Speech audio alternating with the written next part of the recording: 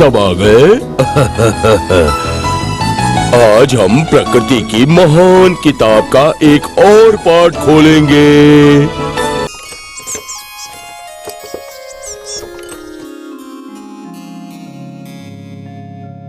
रायगढ़ की रियासत के राजा विक्रम सिंह बहुत ही लोकप्रिय और न्यायप्रिय राजा थे।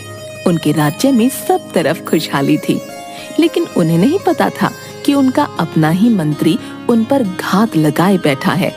राजा विक्रम सिंह का मंत्री उसका मान सम्मान देखकर बहुत जलता था। वो खुद राजा बनना चाहता था, इसलिए राजा के बेटे प्रताप को रास्ते से हटाने के लिए षड्यंत्र रचता रहता था।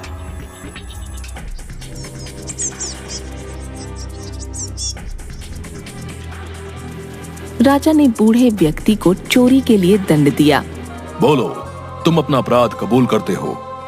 जी महाराज, पर मैं मजबूर था। चोरी नहीं करता तो क्या करता। अपराध अपराध होता है। तुम्हारा दंड यह है कि अब से इस राज्य का कोई भी व्यक्ति तुम्हारी किसी प्रकार की सहायता नहीं करेगा। अगले दिन राज्य के एक चौराहे पर बहुत गर्मी है, प्यास लग रही है, अब तो चला नहीं जाता। वो पेड़ के नीचे खड़ा हुआ तो चक्कर खाकर बेहोश होकर गिर गया। तभी वहां राजकुमार प्रताप आ गया। बाबा, बाबा, उठो बाबा। पानी, पानी। प्रताप पास के कुएं से पानी लाया। लो बाबा, पानी पी लो। कहाँ जाना है आपको? तुम रहने दो बेटा, कोई देख ना ले। जल्दी से यहाँ से चले जाओ, नहीं तो तुम भी दंडित कर दिए जाओगे। छोड़िए दंड को, चलिए मैं आपको घर पहुंचा दूं। प्रताप उसे अपने घोड़े पर बैठा कर ले गया। राज दरबार में राजकुमार प्रताप राजा विक्रम के सामने खड़े हैं। तुमने मेरी आज्ञा का उल्लंघन क्यों किया? क्योंकि ये मानवता के विरुद्ध है। क्षमा राजन, हमारी न्याय संहिता के अनुसार राजा अपनी प्रजा के लिए ईश्वर समान है और उसकी आज्ञा सर्वोपरि है।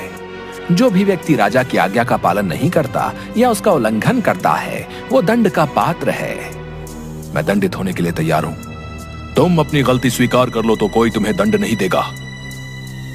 पर राजन। मंत्री जी, यदि मैंने दंड के भय से गलती मान लिया तो कोई भी व्यक्ति कभी भी किसी दीन दुखी की सहायता नहीं करेगा। तुम राजकुमार हो, मेरे पुत्र हो। यदि तुम दंड के भागी बने तो महारानी का क्या होगा? सभा के बाहर खड़ी प्रजा। अरे ये राजकुमार है, इसे कोई दंड नहीं मिलेगा। सच बात है, राजा अपने बेटे को बचाने के लिए न्याय की अवहेलना करके कोई ना कोई उपाय निकाल ही लेगा। देखना भैया, भाई वो राजा है, कुछ भी कर सकता है भैया। यदि किसी साधारण व्यक्ति ने राजा की आज्ञा का उल्लंघन किया होता ना, अब तक तो उसे सूली पे लटका देते, सूली पे। यहाँ देखना यह है कि राजा कैसे अपने बेटे को बचाता है। चुप रहो तुम लोग।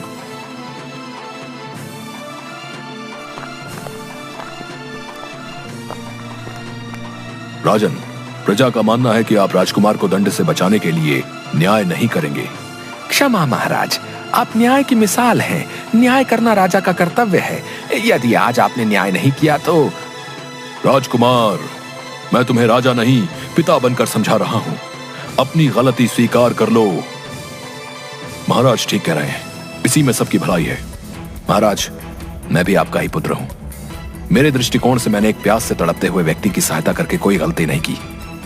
आपकी नजर में यदि ऐसा करना अपराध है तो मुझे दंड स्वीकार है। अब आएगा मसा राजकुमार को रास्ते से हटाने का। यह अच्छा अवसर है। मंत्री, इस अपराध का क्या दंड है? महाराज, 6 मास तक राजकुमार को इस राज्य से दूर किसी वन में वनवासी का जीवन व्यतीत करना होगा। यही इनके अपराध का प्रायश्चित है। इसके अतिरिक्त कोई अन्य उपाय? महाराज, आप कुछ भी करने के लिए स्वतंत्र हैं। राजकुमार को इतना कठोर दंड नहीं देना चाहिए। अरे ये सेनापति का बच्चा कहीं मेरी योजना असफल ना कर दे। महाराज, यदि आपने आज न्याय नहीं किया तो प्रजा में क्या संदेश जाएगा? राजकुमार प्रताप को 6 महीने वनवास का दंड दिया जाता है। महाराज, आज आपने न्याय की मिसाल कायम कर दी। राजकुमार सामान्य वस्त्र पहनकर राजा और रानी को प्रणाम करके चला गया।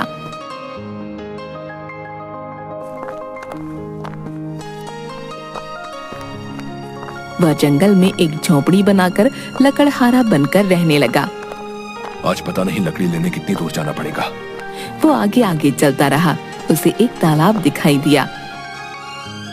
उसने हाथ मुंह धोए तो पीछे से आवाज आई, ए तुम कौन हो, यहाँ क्यों आए? मैं यहाँ पानी पीने आ गया था। अच्छा अच्छा, चलो अब जल्दी से यहाँ से चले जाओ, हमारी राजकुमारी आने वाली है। ठीक है, मैं चला जाता हूँ। सुनो, दाईं ओर से निकल जाओ। प्रताप दाईं ओर से चलने के लिए मुड़ा कि उसे एक राजकुमारी और 2 दासियां दिखाई दी। हे प्रभु, ये क्या अनर्थ हो गया? इस भिखारी की नजर राजकुमारी पर पड़ गई। वो चिल्लाते हुए भाग गई। अनर्थ हो गया राजा जी, अनर्थ हो गया। राजकुमारी, आप तो बाईं ओर से आने वाली थी, फिर दाईं ओर से क्यों आई? मैं तो बस थोड़ा टहल रही थी, अब क्या होगा पता नहीं। अरे पहले इस भिखारी को गायब करो, भगाओ इसे यहाँ से। ए तुम भागो यहाँ से, आज तुम्हारी वजह से अनर्थ हो गया। राजकुमारी, पता नहीं महल में क्या कोहराम मचा होगा। महाराज, महाराज अनर्थ हो गया, अनर्थ हो गया, महाराज अनर्थ हो गया। अरे क्या हो गया जो तुम इतनी जोर जोर से चिल्ला रही हो? देखती नहीं महाराज ज्योतिषी बाबा के साथ चर्चा में व्यस्त हैं। महाराज, महाराज। क्या हुआ? तुम यहाँ क्या कर रही हो? तुम्हें तो इस समय राजकुमारी के साथ वन में होना चाहिए था। महाराज, मैं उन्हीं के साथ थी, वहीं की खबर लाई हूँ। महाराज, जब राजकुमारी तालाब के पास जा रही थी, वहाँ एक भिखारी आ गया और उसकी नजर राजकुमारी पर पड़ गई। ये क्या कह रही हो? जी महाराज, यह एकदम सत्य है। बाबा, अब क्या करें? कोई उपाय बताइए। महाराज, मैंने आपसे पहले ही कहा था कि इन 15 दिनों में जिस पुरुष की दृष्टि राजकुमारी पर पड़ेगी, वही उनका जीवन साथी बनना चाहिए, नहीं तो उनका जीवन कठिनाइयों से भर जाएगा। महाराज, वो तो कोई भिखारी था जो भटकता हुआ वहाँ आ गया। तभी राजकुमारी और दोनों दासियां भी आ गईं। क्षमा महाराज, वो भिखारी नहीं, वनवासी लकड़हारा है। महाराज, मैंने सब बंदोबस्त कर दिया था। मैं नहीं जानती थी कि ये टहलते हुए बाईं ओर की जगह दाईं ओर से आ जाएंगी। पिताजी, क्षमा कर दीजिए। ज्योतिषी बाबा, कुछ तो उपाय होगा। मेरी पुत्री के जीवन का प्रश्न है। महाराज, मैंने आपको सब स्पष्ट बता दिया है। या तो राजकुमारी उस व्यक्ति से विवाह कर ले, और यदि नहीं करना चाहती तो आजीवन कुंवारी रहे। परंतु अब यदि इन्होंने किसी और व्यक्ति से विवाह किया तो इनके प्राणों पर संकट आ सकता है। निर्णय आपको करना है। पुत्री, अब निर्णय तुम्हें करना है। राजकुमारी जी, आजीवन कुंवारा रहना अधिक खतरनाक है। महाराज, एक उपाय और है। मेरी मानिए तो विवाह के बाद उस लकड़हारे को घर जमाई बना लीजिए। जी बाबा, ये ठीक रहेगा। उस लकड़हारे को लेकर आओ।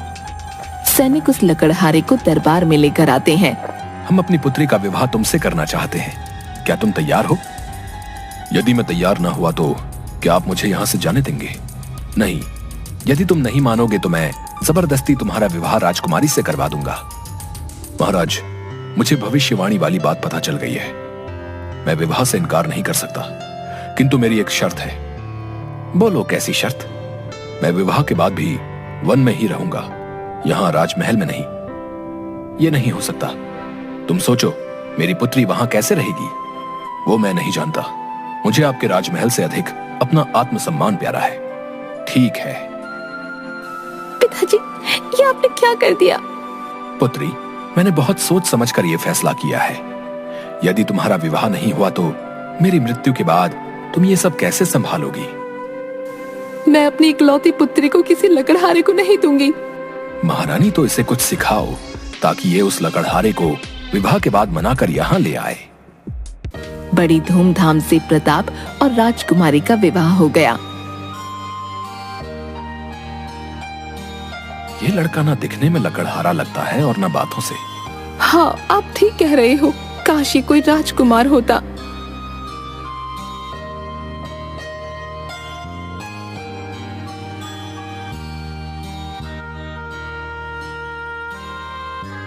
महाराज, आज विवाह संपन्न हुए 2 दिन हो गए।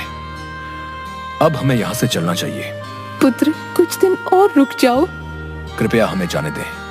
प्रताप और राजकुमारी वन में चले गए। तुम छिपकर इन पर हर पल नजर रखो। देखो, इन्हें कोई कष्ट ना हो, ये सुरक्षित रहें।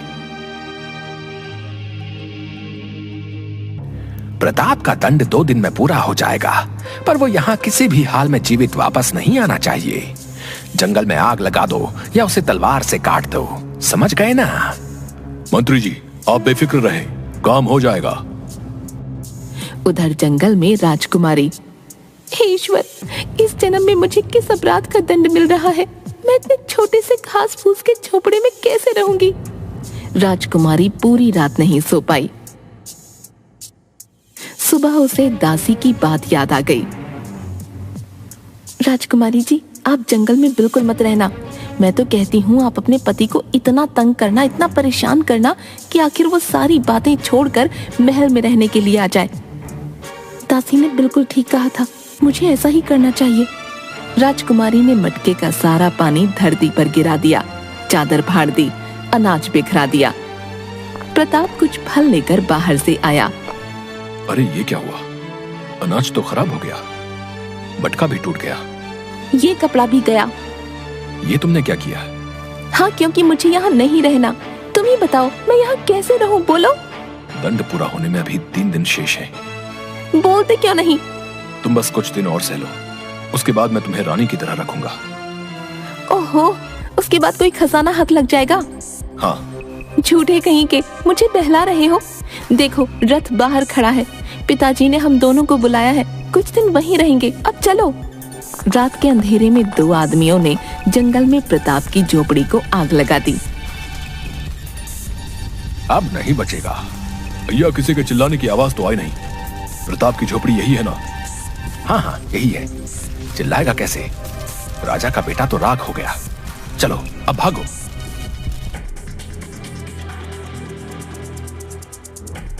अब चलो यहाँ से, या यहीं अपने पिता के महल में रहने का विचार है? थोड़े दिन और रुक जाते हैं ना? नहीं, हमें आज ही यहाँ से किसी भी हाल में जाना होगा। मैं उस जंगल में नहीं रहूंगी। चलो तो। ये सारथी कहाँ चला गया? अब रथ कौन चलाएगा? मैं चलाऊंगा रथ। रथ नगर की सड़कों से होता हुआ अनजान रास्ते की ओर बढ़ गया। अरे, ये जंगल का मार्ग तो नहीं है। अब हमें जंगल में जाने की कोई आवश्यकता नहीं है। तो हम कहाँ जा रहे हैं? कहीं तुम जानबूझकर मुझे कष्ट देने के लिए मेरे माता पिता से दूर लेकर तो नहीं जा रहे? हाँ? नहीं, मैं तुम्हें अपने माता पिता के पास लेकर जा रहा हूँ। है? कौन है वो? कहाँ रहते हैं? क्या करते हैं? अरे, इतने सारे प्रश्न एक साथ। तभी रथ राजमहल की ओर बढ़ता है। राजकुमार प्रताप पधार रहे हैं। राजा और रानी भाग कर आते हैं और उसके गले लग जाते हैं। अरे, ये तुम्हारे साथ सुंदर सी लड़की कौन है? ये राजा विश्वा की पुत्री, मेरी पत्नी और आपकी बहू है। रानी आरती उतारकर दोनों को महल में ले जाती है। तभी राजा विश्वा रस्सियों से बंधे हुए 2 आदमियों के साथ आ गया। पिताजी, ये राजकुमारी के पिता महाराज विश्वा हैं। पधारिए महाराज, पधारिए। प्रताप, मुझे सब पता चल गया है। महाराज, पहले आप अपने मंत्री को बुलाइए। इन 2 व्यक्तियों ने कल रात जंगल में राजकुमार प्रताप की झोपड़ी में आग लगा दी थी। चलो, तुम दोनों सच सच बताओ, ऐसा क्यों किया? वरना। महाराज, हमें मंत्री जी ने ऐसा करने के लिए कहा था। वो नहीं चाहते थे कि राजकुमार प्रताप जीवित वापस आए। वो आपसे ईर्ष्या करते हैं। वो नहीं चाहते कि राजकुमार प्रताप राजा बने। सेनापति, मंत्री और इन दोनों को तुरंत कारावास में डलवा दो। मुझे क्षमा कर दो मेरे पुत्र। तुम सच में बहादुर, निडर और एक अच्छे राजा बनने योग्य हो। मुझे तुम पर गर्व है और हमें अपने जमाई राजा पर मान है। क्यों बेटी, अब तो खुश होना। और उसके बाद राजकुमार प्रताप और राजकुमारी महल में खुशी खुशी रहने लगते हैं।